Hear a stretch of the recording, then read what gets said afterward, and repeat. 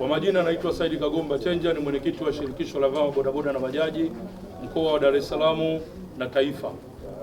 Moja, tumewaita hapa ndugu waandishi wa habari kuweza kushukuru kwa vijana wetu wa bodaboda na bajaji mkoa wa Dar es Salaam na Tanzania nzima kwa ujumla, kwa amani waliokuwa nayo na utulivu waliokuwa nao, na tumesema waendelee na utulivu huo huo. Kwa hiyo lengo letu kubwa ni kuwashukuru vijana wetu wote hawa maafisa usafirishaji.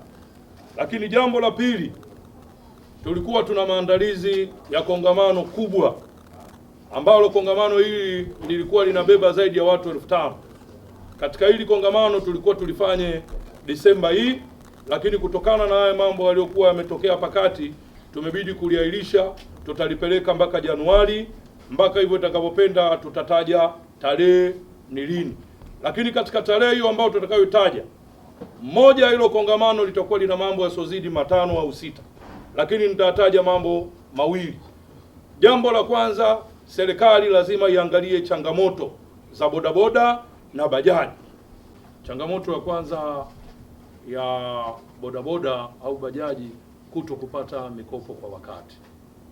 Lakini pili, kuto kutengenezewa mipango kazi mizuri ya wao uboreshaji wa ufanyaji wao kazi, kwa sababu ukiangalia wengi katika vituo vyetu vya bodaboda au bajaji tunakaa chini ya jua.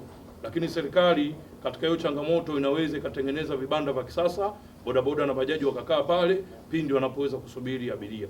Kwa changamoto ya kwanza ni hiyo, upatikanaji wa mikopo, lakini changamoto ya pili ni hiyo, pale bodaboda na bajaji wanapokaa mazingira sio rafiki. La kwanza. Lakini la pili, lazima iangalie fursa ya kuwawezesha hawa bodaboda na bajaji. Na tunaona ndani ya siku 100 ambazo alizotoa zile Mheshimiwa Rais alisema ndani ya siku 100 zitatoka zile bilioni 200. Lakini katika zile bilioni 200, na sisi kama maafisa usafirishaji mkoa wa Dar es Salaam na Tanzania kwa ujumla tuone kwamba tunaweza kunufaikaje katika hizi bilioni 200. Sasa na katika hilo kongamano kubwa hatutolifanya kuwepo sisi tu.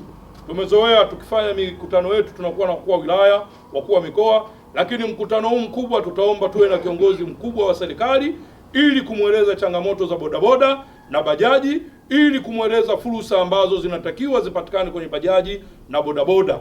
Na fursa hizi au changamoto hizi hatutohitaji ziwe tumezipeleka changamoto zetu halafu zimekaliwa kimya. Changamoto hizi tutaomba zitakapofika basi wazifanyie changanuzi kwa haraka sana, ili kuona hawa vijana wa bodaboda na bajaji wanasaidiwaje au zinaondokaje zile changamoto zao kabisa.